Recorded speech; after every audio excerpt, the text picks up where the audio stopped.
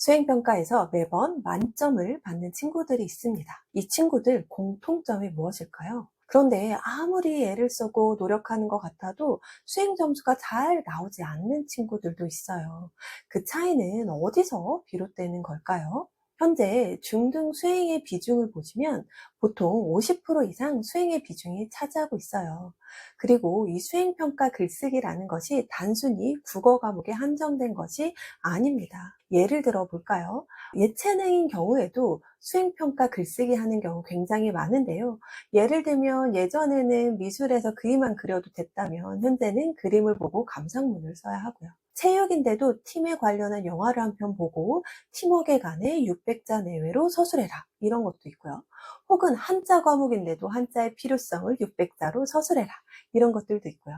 그것뿐만 아니라 기술과정 과목인데도 양성평등에 관해 논설문을 작성해라 이런 수행의 글쓰기의 종류가 굉장히 다양하고 많습니다. 사실 초등부에서도 이루어지고 있어요. 단지 수행을 본다라는 이런 것들이 알림장에 나오지 않기 때문에 물론 나오는 학교도 있긴 한데요. 그러지 않다 보니 우리 아이가 현재 초등학교에서 어떤 수행을 보고 있는지 모르시는 경우도 있을 텐데요. 초등부터 수행을 보고 있기 때문에 아이들이 수행 준비를 하는 연습이 좀 필요합니다. 이번 영상에서는 수행평가를 어떻게 해야 잘 볼 수 있는지, 고득점할 수 있는지에 대해서 구체적인 안내를 드릴 거니까요. 끝까지 영상 살펴보시고 아이에게 가이드를 주시면 좋을 것 같습니다. 먼저 수행평가를 잘 보는 친구들의 첫 번째 비밀은 평가 기준을 명확하게 알고 있는 거예요. 중학생 친구들을 좀 예시로 들어보도록 할게요. 아이들이 수행을 보기 전에 선생님께서 채점 기준표에 대해서 설명을 하십니다. 보통 학교 뒤편에 이렇게 붙여 있기도 하고요. 아이들이 그 내용을 다 알고 있어요. 그런데 이 친구들이 채점 기준을 잘 숙지하는 친구들도 있고요. 대충 넘겨버리는 친구들도 있습니다. 왜냐하면 중등부에 가서 수행 시즌이 되면 하루에 3-4과목씩 수행을 보는 경우가 있어요. 그러다 보니 아이들도 좀 놓치게 되는 경우들이 있는 거죠. 그렇지만 수행평가를 잘 보는 친구들은 그 기준을 명확하게 인지하고 있습니다. 평가 기준을 보시면 그 평가 기준에 어떤 내용이 평가 요소에 들어가고 어떤 것들을 잘 채워야 평가 점수에 만점을 받을 수 있는지조차 다 나와 있어요.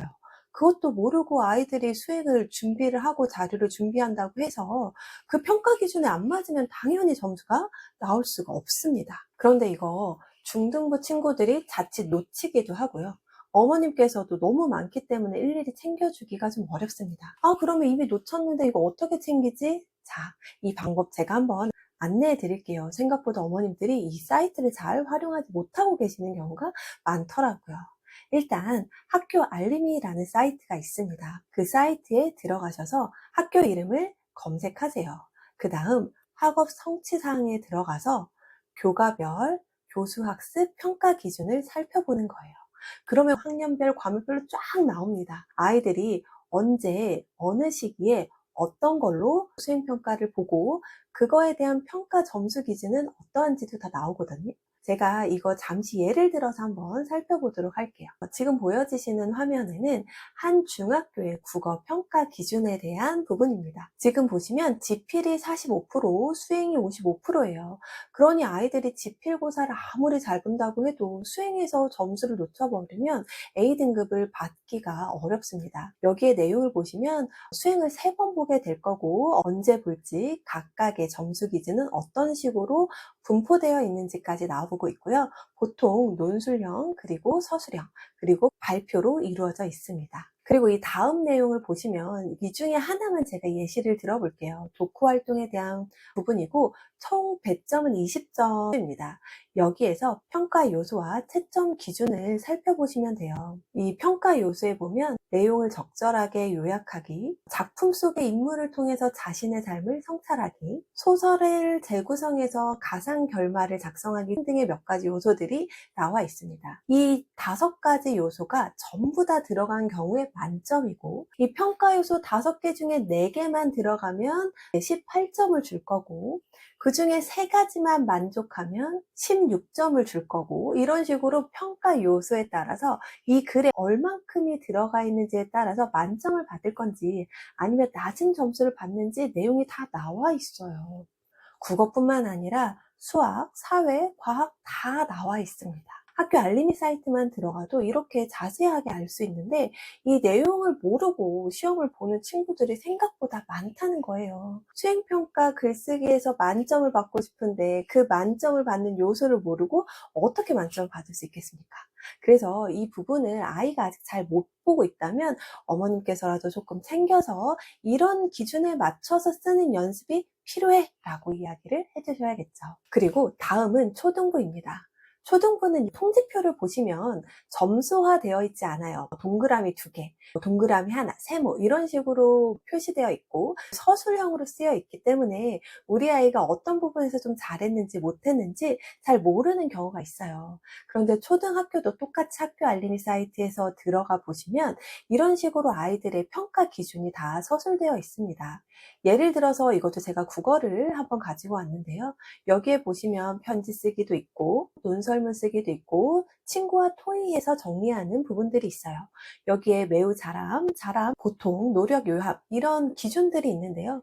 아이들이 어떤 기준으로 이 활동을 했을 때 매우 잘함이 될 수 있는지 어머님들께서 확인이 가능합니다. 초등학생 친구들은 학교 알림이 사이트 들어가서 이 내용 확인하는 거 좀 어려워해요. 그렇기 때문에 어머님들께서 직접 한번 살펴보시고 우리 아이가 한 학기 동안 어떤 종류의 주제를 가지고 글을 쓰는지 그리고 어떤 걸 좀 준비시키면 아이가 좀 더 편안하게 느낄지 한번 보실 수 있을 것 같아요. 그리고 두 번째, 수행평가 만점 받는 친구들의 두 번째 공통점 한번 말씀드리도록 하겠습니다. 이거 정말 제가 누누이 아이들한테 이야기하는 건데요.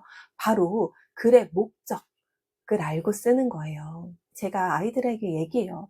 우리가 일기 쓰기를 제외하고는 내가 쓰는 모든 글은 타인이 보는 글이야. 그렇다면 우리가 글을 쓰기 전에 두 가지를 꼭 확인해야 하는데 바로 글의 목적과 내 글을 읽는 독자가 누구인지 생각하는 거야 라는 이야기를 합니다. 수행평가에서 글쓰기에 좋은 점수를 얻는 친구들은 이거 반드시 알고 있습니다. 예를 들어 주장하는 글의 종류의 목적은 설득이구나.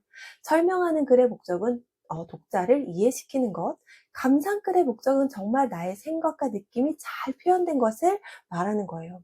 그렇기 때문에 감상문을 줄거리만 줄줄줄줄 쓴다고 해서 당연히 좋은 감상글이라고 볼 수가 없는 거죠.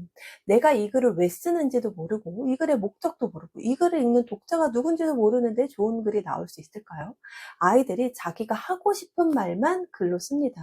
그런데 그렇게 글을 쓰면 독자는 아무것도 전달되는 경우가 별로 없어요. 그래서 선생님께서 이거를 수행 글쓰기 주제로 줬다면 이 주제를 통해서 무엇을 평가하고 싶은 것인지 선생님께서는 어떤 기준으로 주제로 냈는지 등등을 좀 파악할 시간이 필요해요. 그래서 글의 목적을 파악하고 그 글에 맞게 처음, 중간, 끝에 어떤 내용을 넣을지 아이들이 계획하고 글을 잘 쓰는 친구들은 글을 계획하는 데 시간을 씁니다. 그렇게 글의 목적을 알고 한 편의 글을 구조화해서 쓴다면 좋은 글이 나올 수 있습니다. 그리고 세 번째는 좀 형식적인 부분을 말씀드릴 텐데요.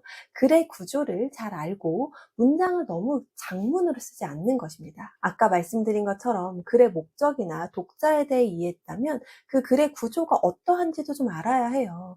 처음, 가운데, 끝에 기본적으로 어떤 내용들이 들어가야 하는지 당연히 알고 있어야 합니다. 뿐만 아니라 어머님들께서도 책을 읽어보면 이거 되게 잘 읽힌다, 좀 쉬운데? 라는 느낌이 드는 책들이 있을 거예요. 그 책들은 한번 살펴보시면 대체적으로 단문으로 쓰여진 경우가 많습니다.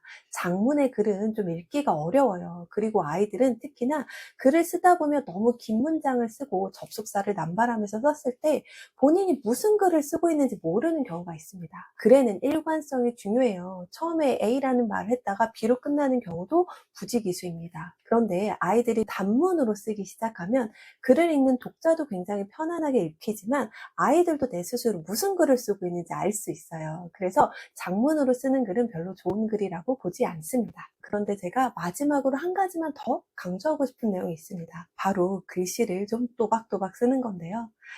이거 말씀드리면 특히 남자친구들을 둔 어머님들도 글씨체라고 생각하실 수 있어요. 물론 아주 예쁜 글씨를 쓰라는 말씀을 드리는 것은 아닙니다. 그런데 제가 아이들한테 아주 듣기 편하게 쉽게 설명을 해요. 예를 들면 내가 정말 예쁘고 좋은 다이아몬드가 있는데 그걸 대충 신문지에 싸서 툭 주면 이게 좋은 다이아몬드인지 아니면 그냥 길에서 흔히 볼 수 있는 값싼 큐빅인지 이거 알 방법이 있을까라고 이야기해요. 즉 글씨체라는 건 내 글의 내용을 잘 보여주는 포장지의 역할을 하는데 이 글이 내용도 좋지만 거기에 포장지까지 멋있으면 당연히 선생님도 사람이기 때문에 좋은 이미지를 줄 수 있다라는 표현을 합니다. 내 글의 내용을 좀 더 반짝이게 만들 수 있는 게 또박또박 쓴 글씨체일 수 있어요. 내 글씨를 못 알아보는 친구들이 있거든요. 그런 일은 적어도 벌어지지 않게끔 연습을 초등부부터 시켜주시면 너무나도 좋을 것 같습니다. 요즘 친구들이 참 할 게 많아요. 옛날에는 저희는 시험만 잘 보면 됐는데 지금은 지필고사는 지필고사대로 준비해야 하고 수행은 수행대로 준비해야 하기 때문에 아이들이 놀 시간도 너무 부족합니다. 그렇지만 지금부터 연습을 하면 좋은 글쓰기 할 수 있을 거라고 생각하고 수행도 당연히 만점을 향해 갈 수 있을 거라고 생각합니다.